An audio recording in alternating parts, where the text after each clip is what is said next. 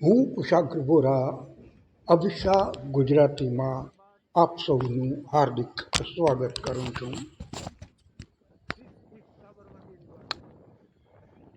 આ થાંભલા, આ નદી, આ પુલ, આ બધું જોતાં તરત જ ખ્યાલ આવી જાય કે આપણે અત્યારે સાબરમતી નદી ઉપરથી પસાર થઈ રહ્યા છીએ. અને આ જે પુલ છે એ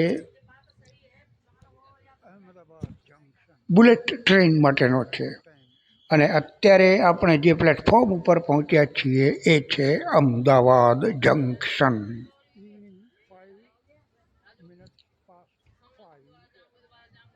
આજે ઓખાથી નાથદ્વારા ટ્રેન યાત્રાના પહેલા ભાગમાં આપણે દ્વારકાથી અમદાવાદ જંકશન સુધીની યાત્રાનું વર્ણન જોયું.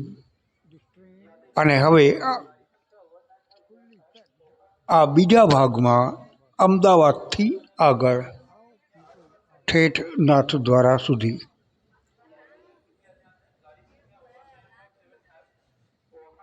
અમદાવાદમાં જોઈ રહ્યા છો કે બહુ ન કહેવાય પણ તો પણ ભીડ છે લોકોની આ ટ્રેનમાં ચડવા માટેની.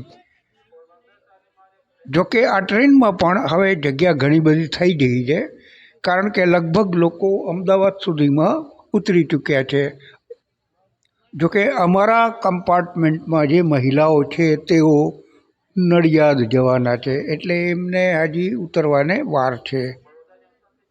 આ જુઓ, જુદી જુદી જાતના લોકો તમને પ્લેટફોર્મ ઉપર જોવા મળશે. જો અવલોકન કરવાની તમારી ટેવ હોય તો તમે ઘણું બધું અહીંથી મેળવી શકો. રેલવે પ્લેટફોર્મ ઉપરથી લોકોના પહેરવેશ, લોકો કઈ રીતે શું શું સામાન લઈને નીકળ્યા છે, તો એ જે જાતનો સામાન એમની પાસે હશે એ જાતનું કામ પણ એ લોકો, જેમ કે કોલેજના વિદ્યાર્થીઓ હોય તો એમની પાસે એકાદ નાનકડી બેગ હોય, કે પછી ઓફિસ ગોયર્સ હોય. તો આવી રીતે મૂળ મુદ્દો છે અવલોકન કરવાનો, કે આમ તમે અવલોકન કરી શકો ખરા કે કેમ. ચાલો, આપણે અમદાવાદથી ઉપડી ચૂક્યા. અમદાવાદમાં ટ્રેન 10 મિનિટ રોકાઈ. 5:05 અહીં પહોંચી અને 5:15 હવે ટ્રેન નીકળી ચૂકી.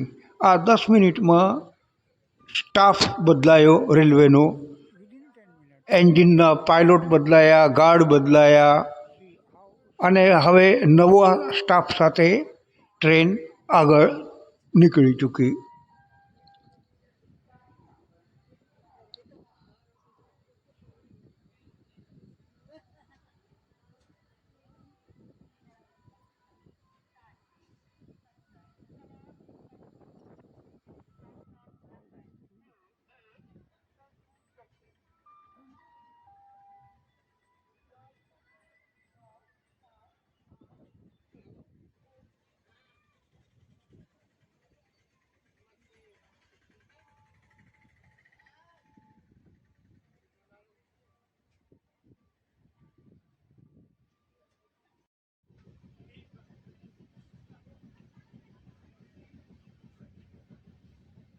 આ એ જ સીટ છે કે જ્યાં લોકો ઠસાઠસ ભરાઈને બેઠા હતા. અત્યારે સીટ ખાલી થઈ ચૂકી છે, કારણ કે એ તમામ લોકો અત્યારે હવે પછી આવનાર નડિયાદ સ્ટેશને, કે જ્યાં આ ટ્રેનનો નેક્સ્ટ હોલ્ટ છે, ત્યાં ઉતરવાના છે. એટલે અમારા સામેની 3 સીટો ખાલી થઈ ચૂકી છે.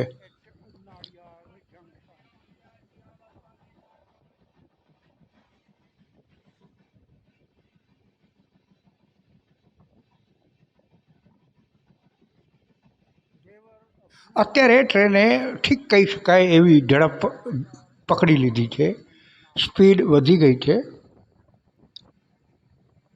આમ પણ હવે વંદે ભારત જેવી ટ્રેનો આ રૂટ ઉપર ચાલતી હોવાથી અહીં 130 કિલોમીટર પ્રતિ કલાકની ઝડપ એ કંઈ વધુ ન કહેવાય.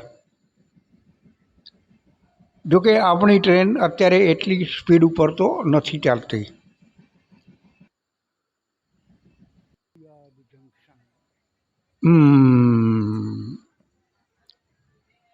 પહોંચ્યા છીએ નડિયાદ જંકશન. નડિયાદ જંકશન છે કારણ કે સૌ તમે જાણો જ છો, અહીંથી મોડાસા, કપડવંજ, ડભોઈ વગેરે તરફ જવા માટેની એક લાઈન નીકળે છે. અહીંથી જ એ ટ્રેન ચાલુ થાય છે.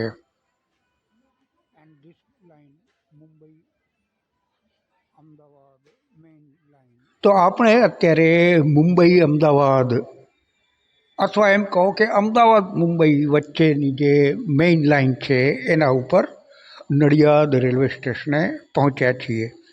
જોકે હવે પછી આણંદ આવશે અને આણંદ બાદ આપણી ટ્રેન છાયાપુરી જશે, વડોદરા તરફ નહીં જાય.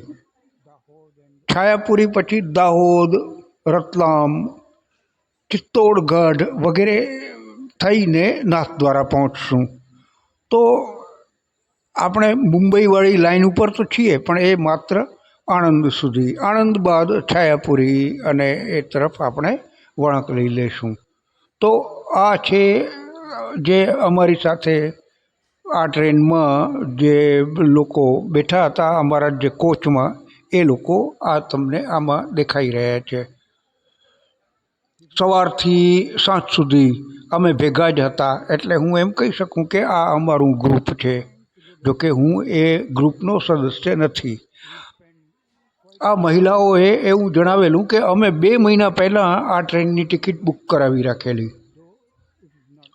એમનું આખું એક ગ્રુપ, લગભગ 60 જેટલા લોકોનું ગ્રુપ આ ટ્રેનમાં આજે અમારી સાથે હતું.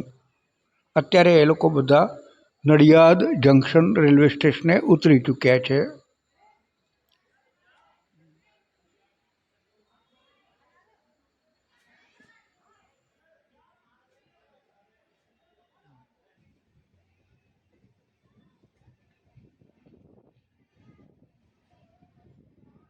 તો ચાલો, આપણે ઉપડી ચૂક્યા નડિયાદ જંકશનથી.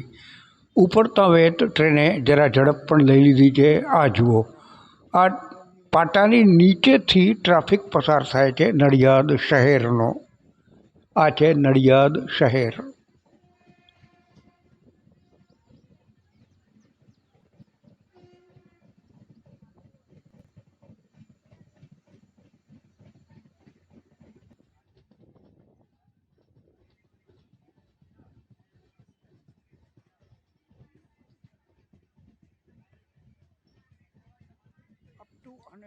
તો આ બધી આપણે પાટાની આસપાસ જોઈ રહ્યા છીએ. રેલિંગ નાખવામાં આવી છે રેલવે તરફથી, કે જેથી કરીને કોઈ વ્યક્તિ કે જાનવર રેલવેના પાટા ઉપર ધસી ન આવે, કે જ્યારે જો ટ્રેન પસાર થતી હોય તો એની સ્પીડ જાળવી રાખી શકે. હવે લગભગ ઓછામાં ઓછી સ્પીડ 100 કિલોમીટરની તો થઈ જ ગઈ છે. વંદે ભારત 180ની ઝડપે દોડી શકે છે. જોકે દોડતી નથી, પણ એ 130ની ઝડપે તો દોડે જ છે. મુંબઈનો આ રૂટ એટલો બધો વ્યસ્ત અને ગાડીઓથી, પ્રીમિયમ ટ્રેનોથી ભરાયેલો છે કે જે લગભગ 130ની ઝડપે જ દોડે છે બધી ટ્રેનો. એટલે ટ્રેકની બંને તરફ રેલિંગ નાખવામાં આવી છે, ક્યાંક ક્યાંક દિવાલ બાંધવામાં આવી છે, કે જેથી કરીને લોકો પાટા ઉપર આવીને જાય, અથવા કોઈ જંગલી જાનવર પાટા ઉપર આવીને જાય. એ તમામ બાબતોને ધ્યાનમાં રાખતા આ બનાવવામાં આવ્યું છે.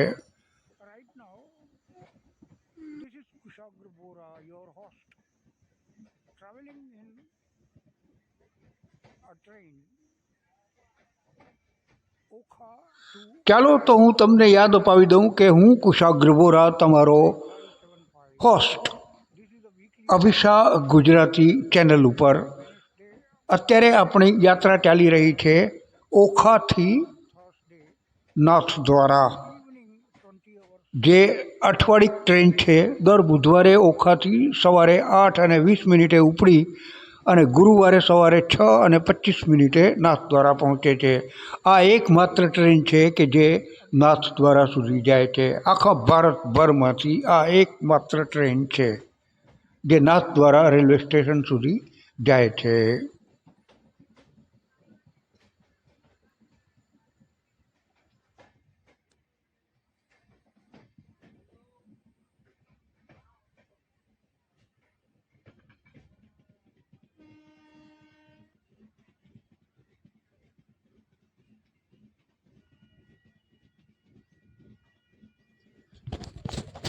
ક્યાંક ક્યાંક આવી પ્રોટેક્ટિવ વોલ પણ બનાવવામાં આવી છે.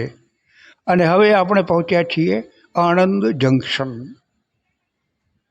આણંદ જંકશન એટલા માટે કે અહીંથી આમ તો આ મુંબઈ સુધીની જે મેઇન રૂટ એનો અમદાવાદ મુંબઈનો મેઇન રૂટ છે. પણ એ સિવાય અહીંથી જ છાયાપુરી તરફ એક લાઈન જાય છે અને આપણે એ લાઈન ઉપર જ આગળ વધવાના છીએ. આમ ફાંટા પડે છે. વડોદરાવાળી લાઈન ઉપર ન જઈને આપણે અન્ય લાઈન ઉપર ફંટાઈ જઈશું. આણંદ જંકશન.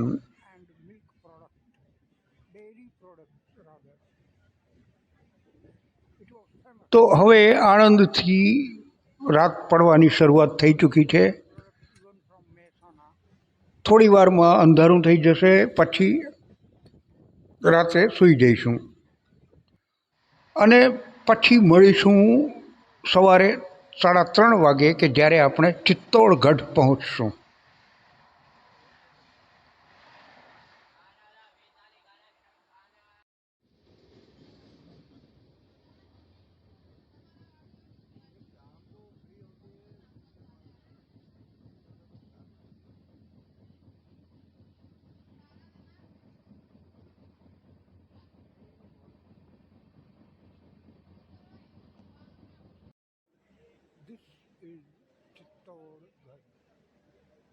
તો આ આપણે આવી પહોંચ્યા ચિત્તોડગઢ. સમય સવારનો 3:30 વાગ્યાનો. એના પહેલાં છાયાપુરી, દાહોદ, રતલામ જેવા સ્ટેશનો આપણે પસાર કર્યા. અત્યારે આપણે ચિત્તોડગઢ પહોંચ્યા છીએ.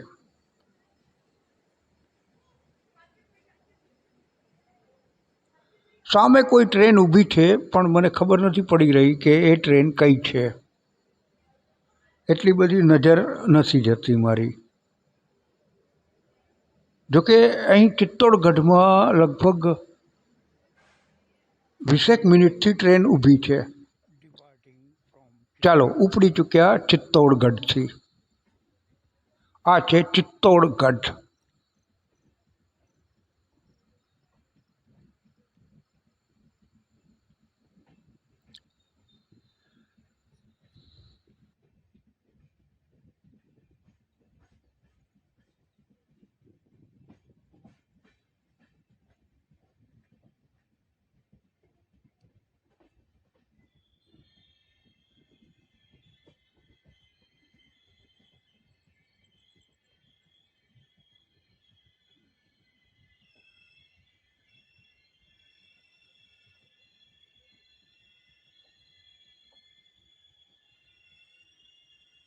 રાત્રિના અંધકારમાં ટમટમતી આ લાઇટો ઘણું બધું કહી જાય છે. ચિત્તોડગઢથી મેં નાસ્તામાં પકોડા લીધા, ચાય અને પકોડા. જોકે પકોડા જ્યારે મેં ખાધા તો ખબર પડી કે આ ખારા બહુ છે, એમાં મીઠું બહુ હતું, એને લીધે ખારાશ બહુ આવી ગઈ. ચાલો, ગમે એમ કરીને એ પકોડા, કારણ કે ભૂખ તો લાગી જ હતી એટલે ખાઈ લીધા. ઉપર ચાય પી લીધી. એટલે આ થઈ ગયો મારો સવારનો નાસ્તો. અંધકાર અંધકાર. ચાલો, ચાય પણ પી લો. આ બધા પકોડા તો હું ખાઈ ન શક્યો કારણ કે ખારા બહુ હતા. આ આપણે પહોંચ્યા માવલી જંકશન. માવલી જંકશન લગભગ નાથ દ્વારા જનાર લોકો માવલી જંકશન ઉપર જ ઉતરી જતા હોય છે. દેશભરમાંથી જેટલી પણ ટ્રેનો અને શ્રદ્ધાળુઓ જેટલી પણ ટ્રેનો દ્વારા આવે છે તેઓ અહીં માવલી જંકશન ઉતરી જાય છે. માવલીથી નાથ દ્વારા 31 કિલોમીટર દૂર છે.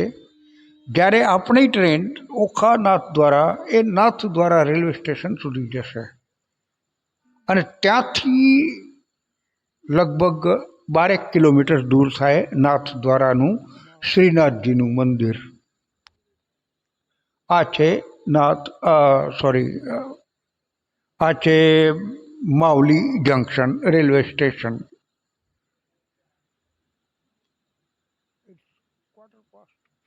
માવલી બહુ જૂનું રેલવે સ્ટેશન છે. Train arrived 10 minutes earlier at 4:40 and the departure is at 5. Mavli junction એટલા માટે છે કારણ કે અહીંથી જે લાઈન આગળ કોટા વગેરે સુધી જાય છે, જ્યારે આપણી ટ્રેન જુદી જ રેલવે ટ્રેક ઉપરથી પસાર થશે નાથ દ્વારા તરફ જવા માટે. નાથ દ્વારાની આગળ કોઈ જ ટ્રેન આગળ જતી નથી. નાથ દ્વારાથી અહીંથી કોટા જઈ શકાય, રતલામ કોટા વગેરે કોટા જઈ શકાય. આપણે જ્યાંથી આવ્યા એ લાઈન રતલામવાળી લાઈન ઉપરથી પણ માવલી જંકશન આવી શકાય.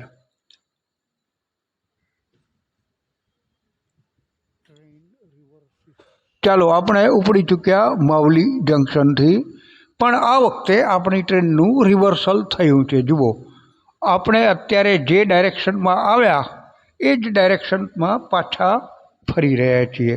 મતલબ કે એન્જિન જે જગ્યાએ લગાડેલું હતું ત્યાંથી કાપી એને પાછળ ટ્રેનની પાછળના ભાગમાં લગાડ્યું અને હવે ટ્રેનનું રિવર્સલ થયું છે માવલી જંકશનમાં.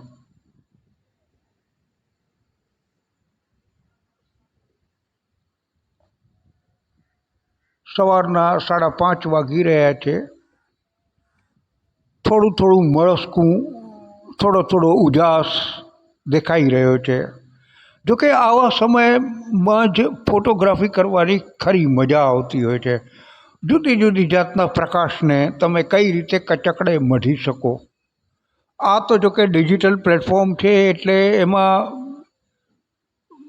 કંઈ ખાસ વધુ શક્યતાઓ તો રહેતી નથી એડજસ્ટમેન્ટની, પણ તો પણ સવારના પહોરમાં લીધેલું શૂટિંગ કંઈક મજા જુદી જ હોય છે એની.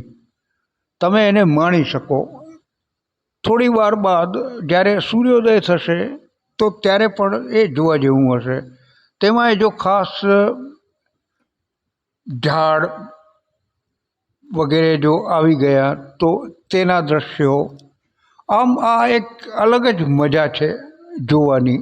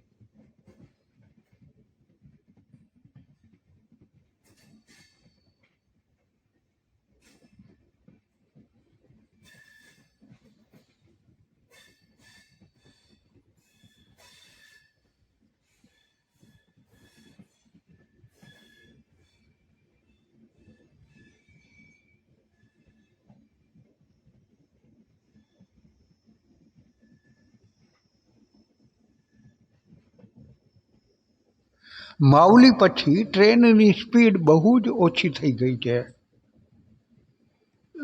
મને લાગે છે કે આ લાઈન ઉપર કોશન નોટિસ મળી હશે કે અહીં કંઈ કામકાજ ચાલુ છે, એટલે ટ્રેનને ધીમી ચલાવવી.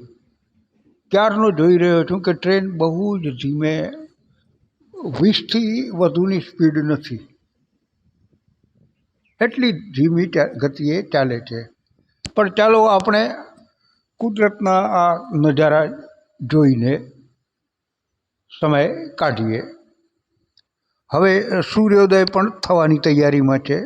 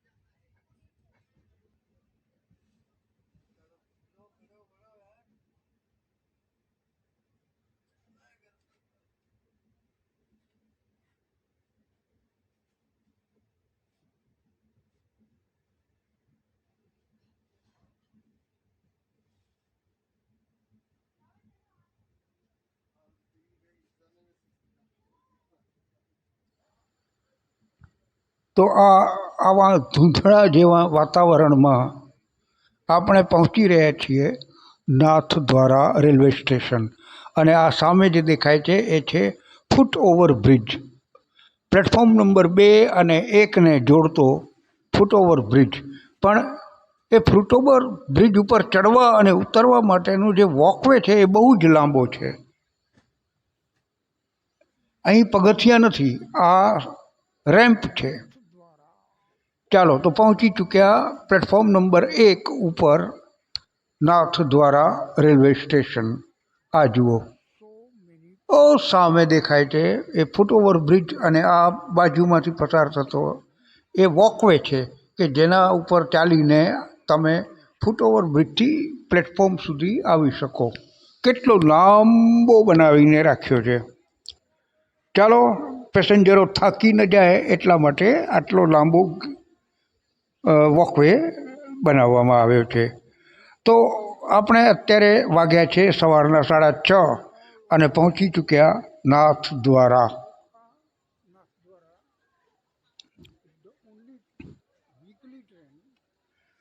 ટ્રેન આખી ખાલી થઈ ચૂકી અહીં નાથદ્વારામાં. જોકે નાથદ્વારામાં અનેક પેસેન્જર્સ ઉતર્યા છે. અહીં નાથદ્વારા મને એમ હતું કે 2-4 જણા હશે, પણ એવું નથી. ઘણા બધા લોકો અહીં નાથદ્વારામાં ઉતર્યા છે. આ ટ્રેન ઓખાથી નાથદ્વારા, અને બાજુમાં પાટિયું છે બિલાસપુરનું. એનો અર્થ એ થયો કે ઓખાથી બિલાસપુર તરફ એક અઠવાડિક ટ્રેન જાય છે. આ રેક શેર કરે છે ઓખા બિલાસપુર અને ઓખા નાથદ્વારા.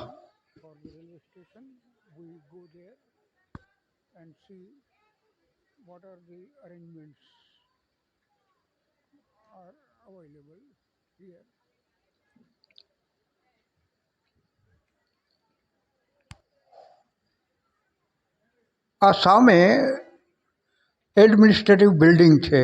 આ જે શેડ દેખાય છે એ જગ્યાએ, ઓહો, રેકડીવાળા ભાઈ. આ છે એડમિનિસ્ટ્રેટિવ બિલ્ડિંગ, અને અહીંથી જ એક્ઝિટ, અર્થાત બહાર જવાનો રસ્તો અહીંથી જ છે.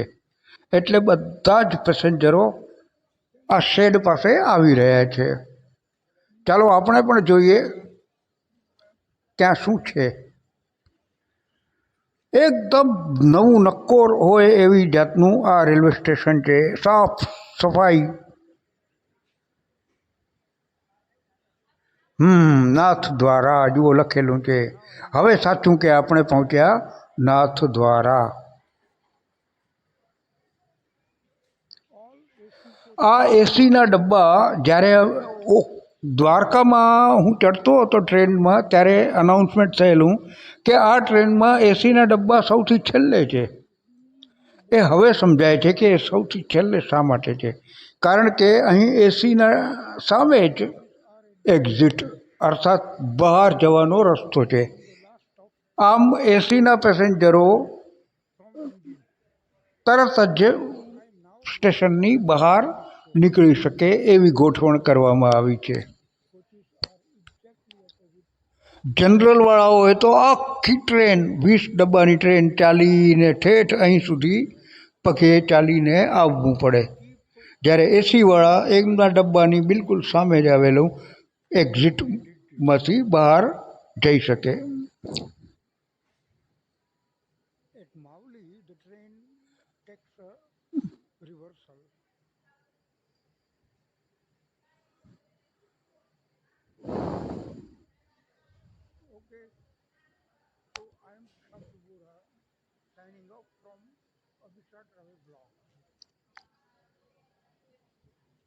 Journey was quite okay, comfortable. Train is not that much packed. You can get. ચાલો તો આ ટ્રેનની યાત્રાની વાત કરું તો યાત્રા સારી જ હતી. એમાં રિઝર્વેશન પણ મને 2 દિવસ પહેલાં જ મળી ગયેલું. એટલે આ ટ્રેનમાં તમારે બહુ લાંબી પ્રતીક્ષા કરવાની જરૂર નથી. બહુ પહેલેથી એમાં રિઝર્વેશન કરાવવાની પણ જરૂર નથી. કદાચ કરંટમાં પણ મળી જતું હશે. આ આપણે બહાર આવ્યા અને અહીં જુઓ એક રેમ્પ બીજો બનાવીને રાખ્યો છે પેસેન્જરોને જો અહીંથી જવું હોય. આ જેમ કે આ 2 બહેનો રેમ્પ દ્વારા નીચે જઈ રહી છે. અહીં મેં ઉપર મોટરસાઇકલ પણ જોઈ, રેંકડી પણ જોઈ. તો એ બધું આ રેમ્પ મારફતે જ ઉપર આવ્યું હશે એવું કહી શકાય.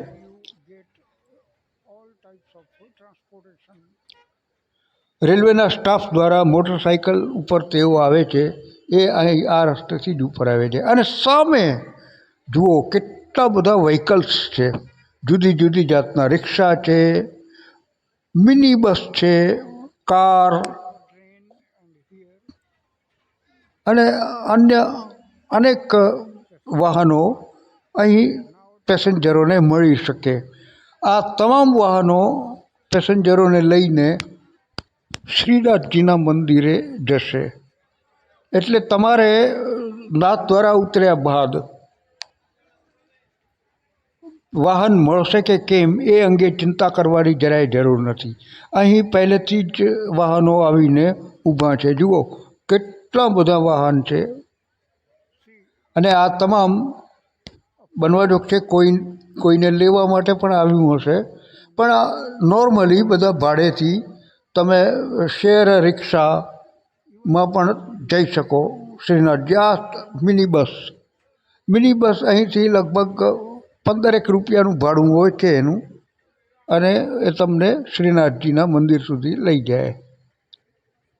એ સિવાય જો તમે આ બધા વ્હીકલ્સમાંથી બાકાત રહી જાઓ તો એક અન્ય રસ્તો પણ છે. અને એ છે અહીંથી બહાર નીકળીને હાઈવે ઉપર આવી જાઓ.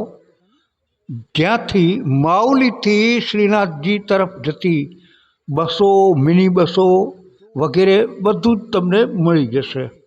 દર અડધા પોણા કલાકે અહીંથી બસ પસાર થતી જ હોય છે જે માવલીથી શ્રીનાથજી સુધી જતી હોય છે.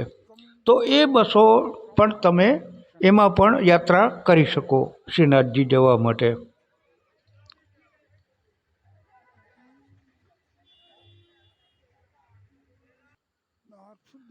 ચાલો જરા અંદર એક હજી આંટો મારી જોઈએ. તો આ બાંધણી જુઓ રેલવે સ્ટેશનની ઉપર ટોપમાં શું લાગેલું છે. અને બાંધણી એમ જ લાગે છે કે જાણે આ એકદમ બ્રાન્ડ ન્યૂ રેલવે સ્ટેશન છે. રાજસ્થાનની છટા અહીં દેખાઈ રહી છે. અને આ ઉપર શેડની ઉપર જુઓ, જરા જુદી જાતની જ બાંધણી છે. એકદમ નીટ એન્ડ ક્લીન, સાફ સૂફ લાગી પડી છે રેલવે સ્ટેશન. આ જુઓ ઉપરનો ભાગ, આ શેડનો ભાગ. અહીં સેફટી માટે આગ લાગવે ત્યારે શું કરવું એના સાધનો પણ અહીં પડ્યા છે. ફૂલના કુંડા રાખેલા છે. આમ રેલવે સ્ટેશન સજાવેલું પડ્યું છે. ભલે અહીં લઈ દઈને અઠવાડિયામાં માત્ર એક જ ટ્રેન આવે છે. ગુરુવારના દિવસે અહીં ટ્રેન હોય, સવારે આવે અને સાંજે નીકળી જાય પાછી એ જ ટ્રેન ઓખા તરફ. આ બહારથી નાથદ્વારા રેલવે સ્ટેશનનો દ્રશ્ય છે કે બહાર નીકળ્યા બાદ તમને કેવું દેખાય. આ એ જ પ્લેટફોર્મ નંબર 2 અને 1 ને જોડતો ફૂટઓવર બ્રિજ. પણ આ બ્રિજનો જે વોકવે છે બહુ જ લાંબો છે. જુઓ ક્યાં સુધી બનાવીને રાખ્યો છે. કોન્ક્રીટનો રસ્તો છે. આ રસ્તેથી જ તમે જો આગળ જાઓ તો નેશનલ હાઈવે આવે છે.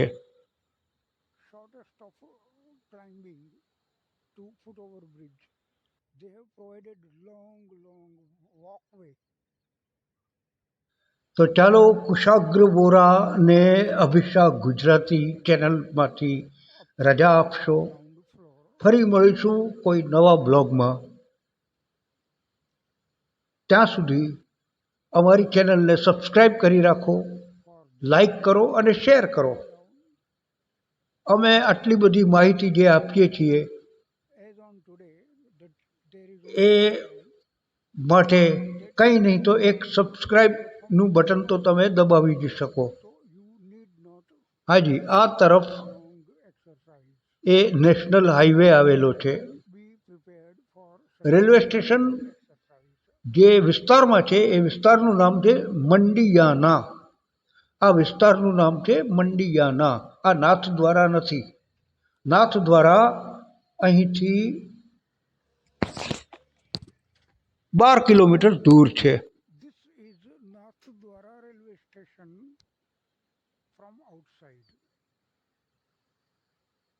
ચાલો તો ફરી મળીશું આવતા નવા બ્લોગમાં.